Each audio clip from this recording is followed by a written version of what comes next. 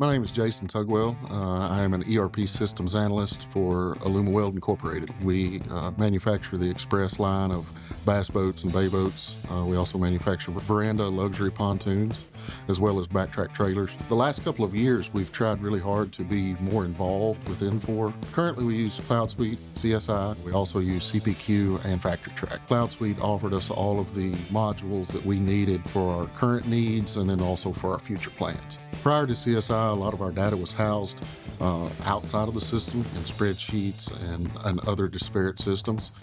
Now that we have gone to CSI in the cloud, our users are trained to maintain their data within the system so that we can make informed decisions based on all the data.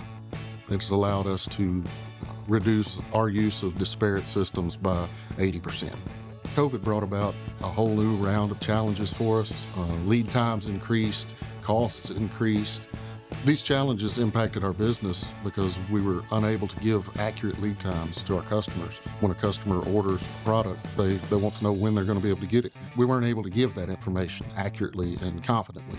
Then that affects the bottom line, but most importantly, that affects your end customer. And our end customers are people wanting to use their boats on the water. That's our main goal, is to keep people on the water enjoying our product. With our use of CPQ and the automatic creation of the job order upon order entry, that allows us to plan ahead and better prepare for the build of that boat so that we can ensure that on-time delivery each and every time. The vendor RMA portion of the quality module helped us to begin grading our vendors on their on-time delivery, on their quality, so we can begin to keep track of who our good vendors are and which ones maybe need improvement in certain areas, whether it be on-time delivery or their quality.